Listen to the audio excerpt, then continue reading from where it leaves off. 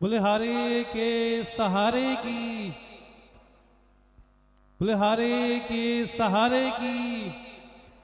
जैसा गोहाना का मंच है वैसी आवाज नहीं आ रही है, अभी तो रात्रि भर जागरण चलना है। बोले हारे के सहारे की। जीवन में जो हार जाए, हमको लगता है कि हम जीत जाएंगे, हम फतेह कर लेंगे, लेकिन इस जहान में बिना खाटू के, बिना खाटू श्याम के कोई जीत नहीं सकता है। अगर किसी को अपने जीवन में जीत हासिल करनी है, विजय प्राप्त करनी है, तो इनकी शरण को जरूर स्वीकार करना पड़ेगा। ये हमारे जीवन का परम सौभाग्य है। और ये कहे कि गोहाना अपने आप में भारतवर्ष में बिल्कुल चमकता हुआ तारा है, क्योंकि मैं देखता हूं जब से गोहाना में आया हूं, इतना भक्ति भाव, इतना प्यार संचार यहाँ पर खाटू जी के प्रति है, वो बहुत कम देखने को मिलता है। इसलिए हमारे जीवन का परम सौभाग्य है इस जीवन का परम लाभ प्राप्त करते हुए इस खाटू को। हालांकि आप में से कितने लोग जानते हैं कि जिनका नाम बर्बरीक के रूप में था, लेकिन बहुत कम लोग जानते होंगे कि इनका वर्णन स्कंद पुराण में माहेश्वर खंड में भी आता है। श्री खाटू जी जिनका नाम मूल रूप से बर्बरीक था, और आपको पता हो कि मां भगवती के बड़े अच्छे उपासक थे। इनका पूर्व का नाम शायद आपको पता हो, बर्बरीक से भी पहले इनका जो नाम था वो था सूर्यवर्चः। सूर्यवर्चः के नाम से ब्रह्मा जी के लोक में स्वयं विद्यमान थे श्री बर्बरीक जी। और जब महाभारत का विशेष प्रसंग आया, उस समय कहा गया इस रण को कौन जीत सकता है, तो पितामह भीष्म ने कहा कि 1 महीने में पूरी शत्रु सेना का संहार कर देंगे। कृपाचार्य ने कहा कि 15 दिन में संहार कर देंगे। अश्वत्थामा ने कहा कि 10 दिन में पूरी सेना का संहार कर देंगे। कर्ण ने कहा कि 6 दिन में सेना का संहार कर देंगे। अर्जुन कहता है कि केवल 1 दिन में पूरी सेना का संहार कर सकता हूं। तो बड़े बड़े महारथी वहां पर बैठे थे, उनके बीच में बर्बरीक थे। तो सहसा कहते कि मैं भी कुछ बोलना चाहता हूं। बर्बरीक बोलते मुहूर्तम अपि, मैं 1 क्षण में ही इस सारी सेना का संहार कर सकता हूं, इतना मुझे आपके आशीर्वाद से भरोसा है।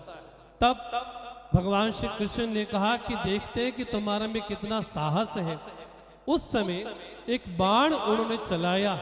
उस बाण को बिना फल का बाण था, उसमें सिंदूर था और भस्म थी। जहां जहां जिसके ऊपर गुजरा उसकी मृत्यु वैसी ही हुई। पितामह भीष्म के पूरे शरीर से गुजरा। पितामह भीष्म शरशैया पर लेटे, भीम की जंघाओं पर गया, उनकी जंघाओं पर वैसा संहार हुआ।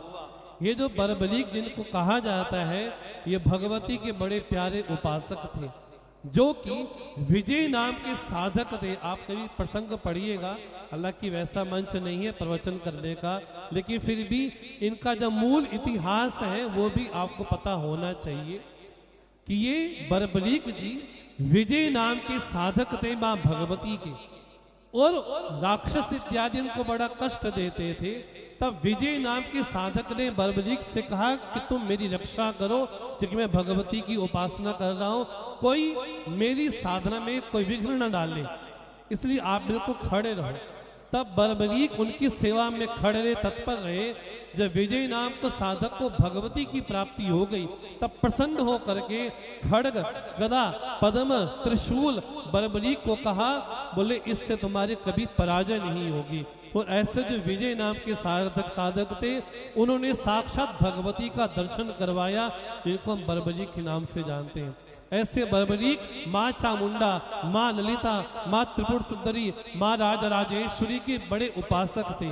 इसलिए अगर हम खाटू श्याम जी को मानते हैं, उनके उपासक हैं, तो हमको भी मानना चाहिए कि खाटू श्याम जी जिनको बर्बरीक कहा जाता है, वो भगवती माँ त्रिपुर सुंदरी के, माँ राजराजेश्वरी के, माँ ललिता के, माँ चंडी के, माँ रणचंडी के, माँ भवानी के बड़े विशेष उपासक थे।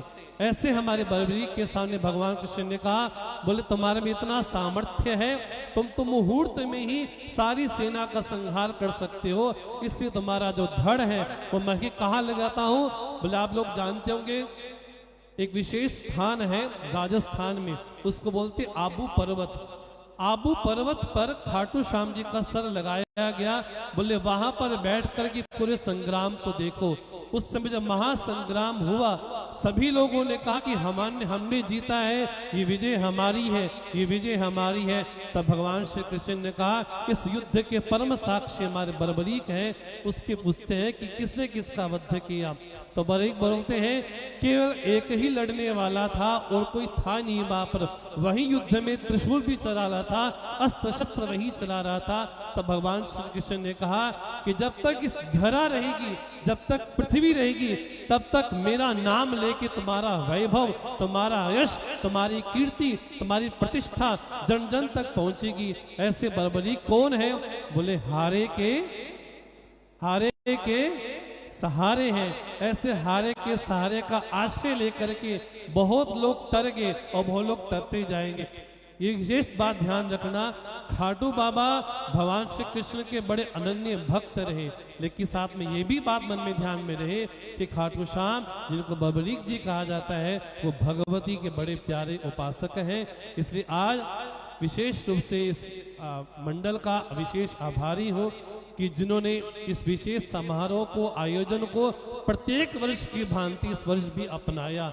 इसलिए बड़े साधुवाद के पात्र हैं। जितने सदस्यगण हैं उन सब का विशेष रूप से आभार प्रकट करते हैं। अभी हमारे बीच में पूर्णिमा दीदी जी भी आएंगी, हमारे श्रीमंत बाबा कमलपुरी जी महाराज जी भी विद्यमान होंगे।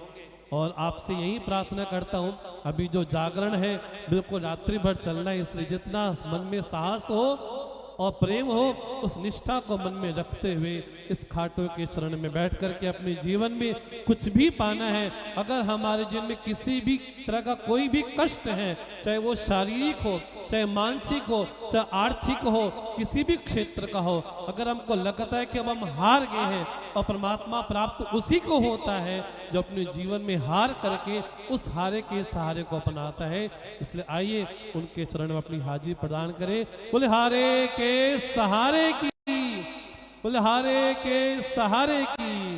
जय जय श्री श्याम।